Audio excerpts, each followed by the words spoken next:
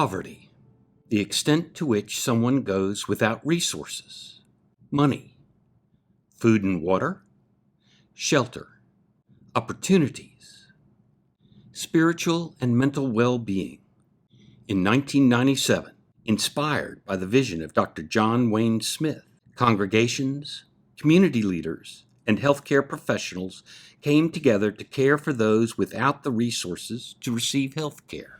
I really got to thinking and praying about what we could do. And so we involved other people in the community and started doing our work. And then finally in 1997, we had our first clinic at the health department. Over the next 17 years, hundreds of volunteers provided compassionate care to thousands of patients through our Charitable clinic, expanding treatment to include medical, dental, vision, and pharmacy. Included in that care was tending to the spiritual wounds that poverty inflicts upon those trapped in its cruel grip. In 2014, our vision looked beyond physical health care. It was abundantly clear that poverty was at the core of every patient's condition. We recognized that if the impact and reasons for poverty weren't included in the care provided, the cycles of crisis, chronic disease, and suffering would not be interrupted, would not be disrupted. The big change came in 2014, I believe. We got familiar with the Bridges Out of Poverty.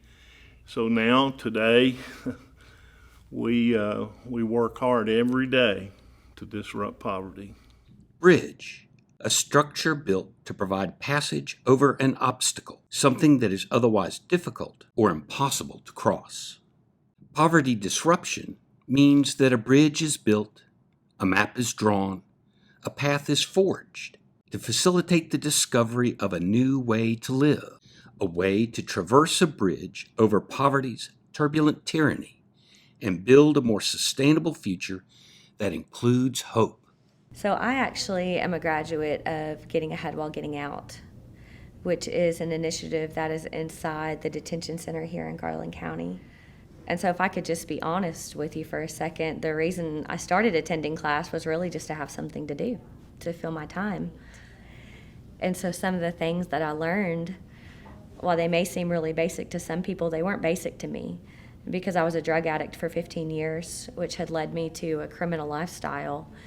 And so things simple as budgeting and writing a check and balancing a checkbook, having a bank account, doing direct deposit, utilizing my resources. I walked out of the detention center, somebody from the world's eyes in poverty with nothing, but I had all the tools in my toolbox I needed to make my way out of that. And so CCMC pretty much fulfilled its mission on me. With the Getting Ahead program, I made a one-year plan, and I made SMART goals. I never knew anything about that. And so when I really dug into that one-year plan and I started utilizing those SMART goals and those sub-goals, my life started changing from day one of release. I mean, I was out of the detention center, and in less than a week I had a job, and I hadn't worked in 4 years. Well, my addiction had stolen more than just my family and my child and everything from me. I didn't have a bank account, so as soon as I got my first paycheck, I got a bank account. I started saving money, saving for a place to rent. And so within a year of working that timeline, I had already smashed all my one-year goals in 6 months. I had a car, I had a bank account, I had multiple jobs at that time. I'd gotten my little boy back. I met my husband. Getting out was more than just a lesson or a class or a teaching. It brought about a whole lifestyle change for me. Our poverty disruption, Getting Ahead classes, and community awareness Bridges Out of Poverty workshops have brought results that not only build bridges for those ready to change, but ultimately benefit the entire community. So I oversee programs, inmate programs, skills, technical, vocational skills.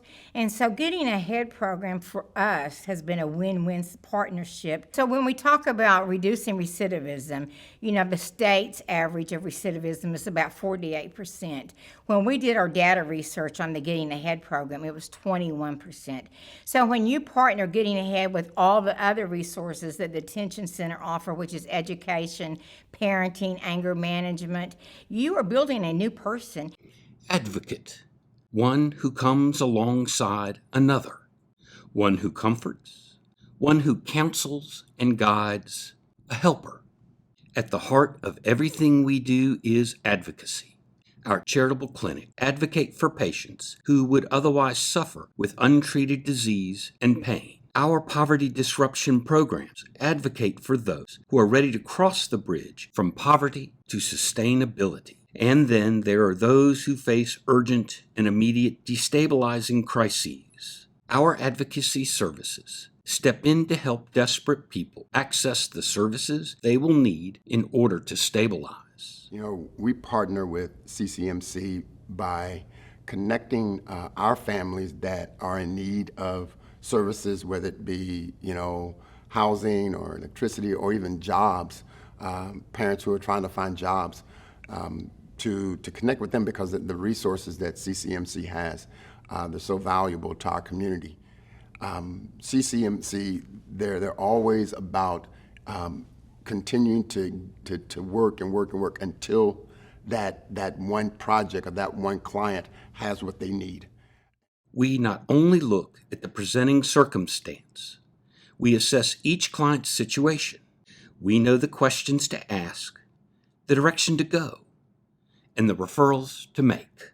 We help clients develop a strategy and provide follow-up so that they have the opportunity to transition from living crisis to crisis and begin building plans to move beyond the tyranny of the moment.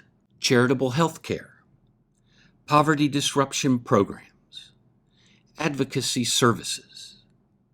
CCMC stands at the ready, coming alongside those who need an advocate, a guide, a friend, a healer.